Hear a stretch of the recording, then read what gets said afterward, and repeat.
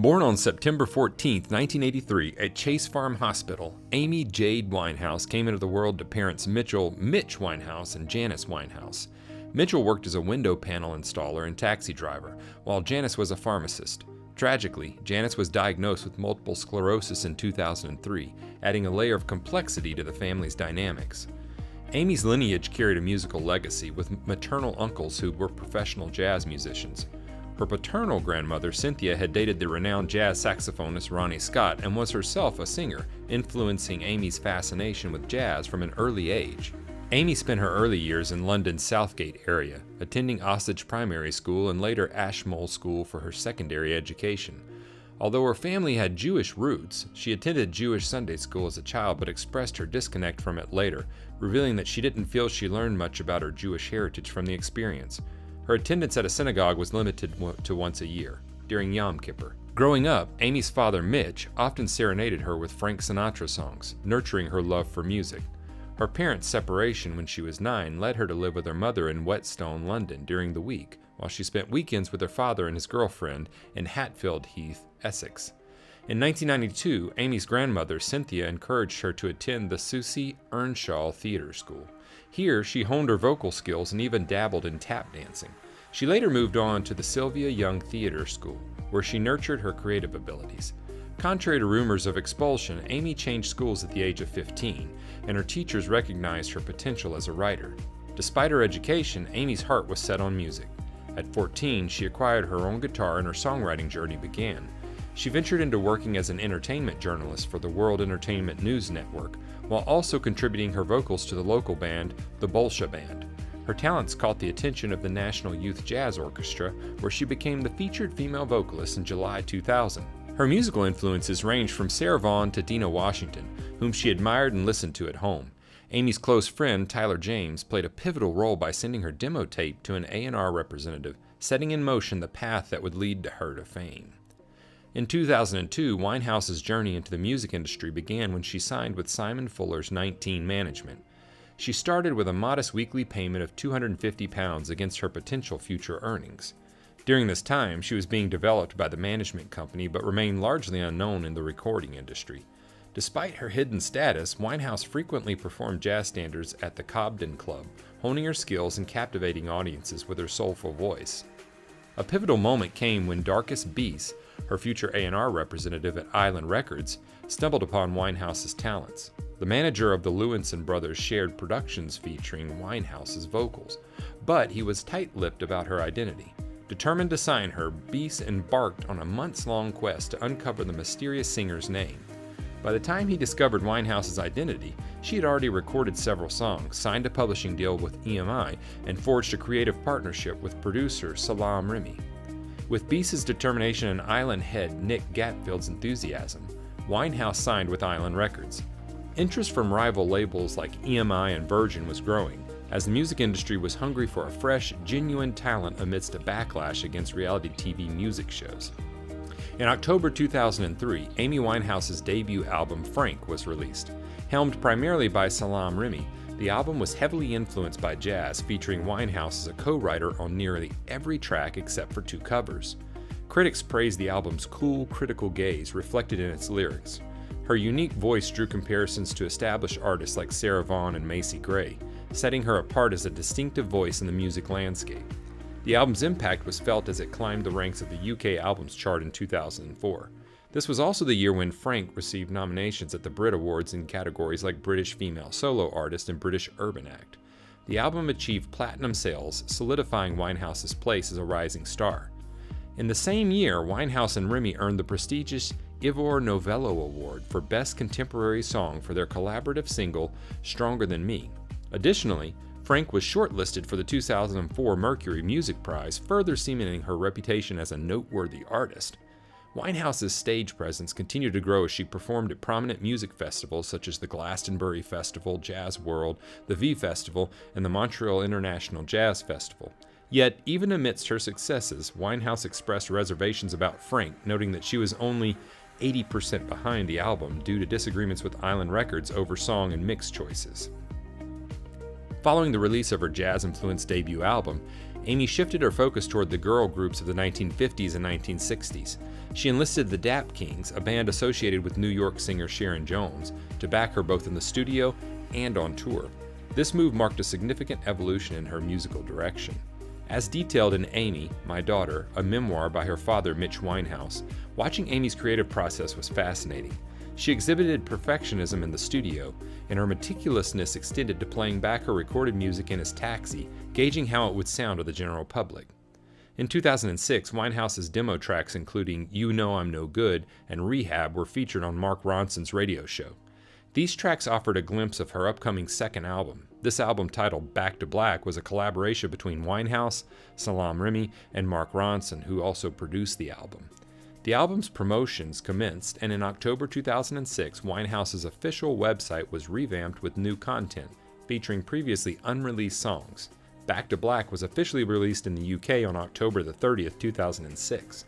The album quickly claimed the #1 spot on the UK albums chart for 2 weeks in January 2007. In the United States, it entered the Billboard 200 at number 7. Ultimately, it achieved the status of the best-selling album in the UK for 2007, selling a remarkable 1.85 million copies that year. Rehab, produced by Ronson, was the first single released from the album. The song achieved international success, reaching the top 10 in both the UK and the US. Time magazine even named Rehab the best song of 2007, praising Winehouse's unique blend of confidence and originality. The album's second single, You Know I'm No Good, also gained popularity and was even remixed to include rap vocals by Ghostface Killah. Other singles like the title track, Back to Black, Tears Dry on Their Own, and Love is a Losing Game were released with varying degrees of success. Amy's collaborations with other artists continued, including her vocal contribution on Mark Ronson's song Valerie, which reached #2 on the UK charts. However, the increasing pressure of her rising fame took a toll on Winehouse's performances. A tour marred by difficulties and erratic behavior led to concertgoers expressing concern for her well-being. Her father's book recounted her nervousness before public performances. Despite these struggles, Winehouse's career continued to flourish. In February 2008, she clinched 5 Grammy Awards, cementing her status as a global sensation. The awards included categories like Record of the Year and Song of the Year for Rehab. Additionally, her album Back to Black was nominated for Album of the Year.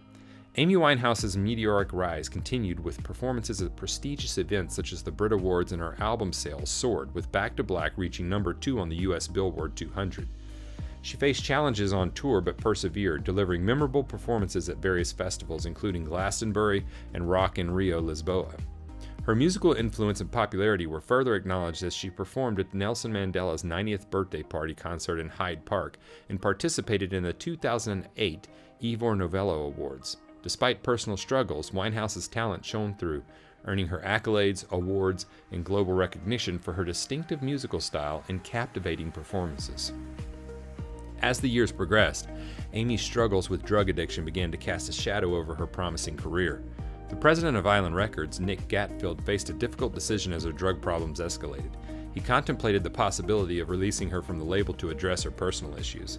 Gatfield observed that Winehouse's image was frequently associated with news coverage, even during events like the Grammys. In the aftermath of the Grammys, questions arose about whether Winehouse should have received the awards, considering her recent personal and drug-related challenges. Natalie Cole, who introduced Winehouse at the ceremony, battled substance abuse herself and expressed reservations about Winehouse's recognition. Cole had previously won a Grammy for the Best New Artist in 1975 while struggling with her own addiction. Winehouse's difficulties were evident as she faced obstacles in attending and performing at the Grammy Awards ceremony in the United States. She was prevented from traveling to the event due to failing a drug test. This setback drew attention and raised concerns about her well-being. In the midst of these controversies, Antonio Maria Costa, the executive director of the UN Office on Drugs and Crime, commented on the impact of Winehouse's alleged drug habits and the message it sent to vulnerable individuals susceptible to addiction. He argued that the behavior of Winehouse and other celebrities with similar struggles undermined the efforts of those raising awareness about issues like addiction and problems in Africa. He noted that a significant amount of cocaine consumed in Europe originated from Africa, and the behavior of celebrities could be detrimental to these awareness campaigns. In response to these criticisms, Winehouse's spokesperson emphasized that she had never openly endorsed or glamorized drug use. Instead, they highlighted her ongoing struggles and efforts to get better. The spokesperson criticized the UN's focus, suggesting that the organization should address its own challenges before passing judgment. In 2009, Amy Winehouse's music continued to resonate with audiences around the world. A poll conducted in the US indicated that a significant portion of participants had listened to her music in the previous year, demonstrating her enduring influence. During this period, Winehouse engaged in several musical collaborations. She joined forces with Rhythms del Mundo for their rendition of Sam Cooke's Cupid, contributing to a benefit album released in July. Collaborations with Mark Ronson continued as they covered Leslie Gore's It's My Party for the Quincy Jones tribute album, Q Soul Bossa Nostra, released in November 2010. However, even as she pursued her music, personal struggles cast a shadow on her career. Amid a climate of legal issues and substance abuse challenges, Winehouse's creative process faced obstacles. In 2008, Universal Music urged her to create new material, but her engagement with recording studios remained sporadic, if at all. In May 2009, Winehouse made a return to performing at a jazz festival in St. Lucia. The setting was marked by torrential downpours and technical difficulties. During her set, she was reportedly unsteady on her feet and struggled to recall lyrics. Apologizing to the crowd for feeling bored, she unexpectedly ended her performance in the middle of a song. Nonetheless, her time in St. Lucia allowed her to collaborate on new music with Salaam Remi, indicating her ongoing commitment to her craft.